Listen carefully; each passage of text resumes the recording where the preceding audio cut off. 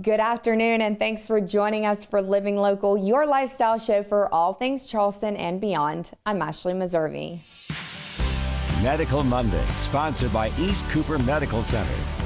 Joining us today, we have Dr. Eric Angermeier. He is a hand and wrist surgeon here at the Hand Institute of Charleston. It's a mouthful right there.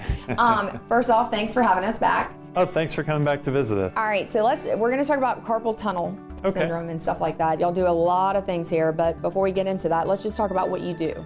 Yeah, so I'm an orthopedic hand and wrist surgeon, and here at the Hand Institute of Charleston, we've created a whole team of professionals that all focus in on just disorders of the hand and wrist. And that can be a wide range of things, right? Obviously, we're going to talk about carpal tunnel, That's right. but arthritis and things like that, right? The two broad categories of their injuries to the hand and wrist, so broken bones, cut tendons, injured nerves. And then there are chronic conditions like carpal tunnel, which we'll get into more detail about, and arthritis and those sorts of things. Because the hands can be kind of complex. They're extremely complex. What do you call them? They're hands, obviously, but you know what I'm saying. There's a lot going on there, right? And if they're messed up, then you're really in a bind, right? And that's one of the things that's got me so excited about taking care of hands, is just how complex they are and how precise you have to be to fix hands. And that's where I think going to a specialist can really improve your outcomes, because it is such a complex piece of machinery, is one way to think about it. All right, well, let's get into carpal tunnel. What is it? So carpal tunnel, first of all, is one of the most common things we see and treat as hand surgeons. And basically what it is a pinched nerve in your wrist.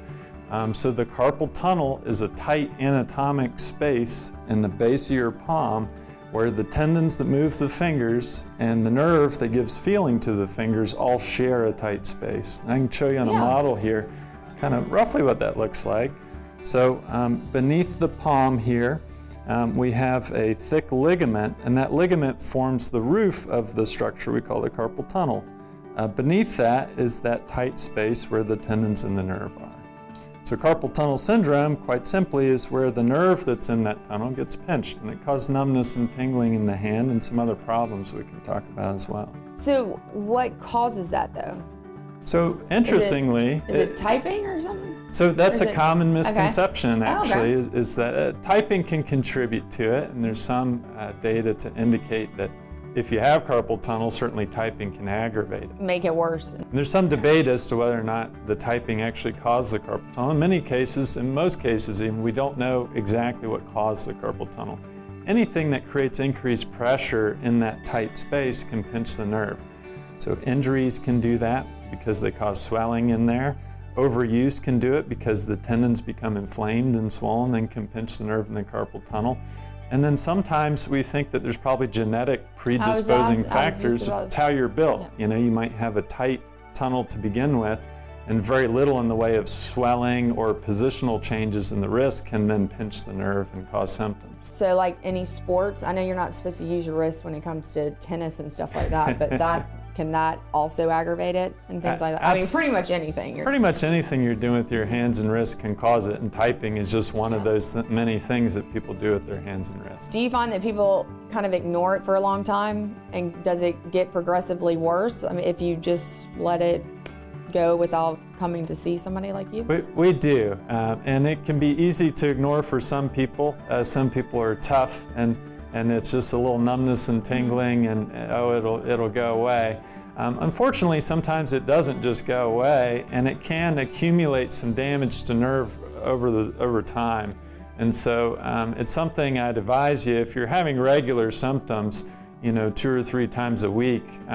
If it's waking you up from sleep at night, that would be an indication that you need to get checked out. Or if it's just bothering you, come in and we'll check it out for you and determine just how severe it's gotten. It's something that usually progresses slowly over time, though. Can the weather or anything like that make it worse? It sure can. It's something that we absolutely... Isn't that what arthritis does too? That's another thing that we're not sure exactly what causes things like that to get worse, whether it's arthritis or carpal tunnel, but particularly with carpal tunnel, one issue, the reason the nerve being pinched is a problem is because it decreases the blood flow to the nerve, and the nerve stops working properly. We know that in colder weather, you get decreased blood flow to the hands. Your body tries to preserve your heat by diverting the blood flow, keeping it more in your core. And so your hands get cold and the nerve gets even less blood flow. If it's also pinched in the carpal tunnel, that nerve's really not getting much blood flow, and now you are getting very numb and tingly. So we do see an uptick of carpal tunnel symptoms in the winter, and certainly arthritis. Other conditions are aggravated by cold weather as well. All right, so what are some of the ways we can treat it then? So there are many ways to treat it. One common misconception is that the only way to treat carpal tunnel is with surgery. In fact, many cases of carpal tunnel, particularly if you're catching it early, can adequately be treated with bracing, with anti-inflammatories. Sometimes if things are getting a little more severe and people need some more immediate relief, we'll try a steroid injection. And only if those things fail and symptoms persist over time do we then consider surgery. Fortunately, the surgery is a relatively minor procedure. It's done outpatient through a small, minimally invasive incision. And basically what you're doing surgically is just relieving the pressure on the carpal tunnel. Gotcha. Well, I mean, I always learn so much. Every time East Cooper went Hand Institute, I feel like I'm always learning. We could talk all day about this. But all right, so before we head out though, what do we need to know is we want to come see you, set up an appointment, things like that. Yeah, that's right.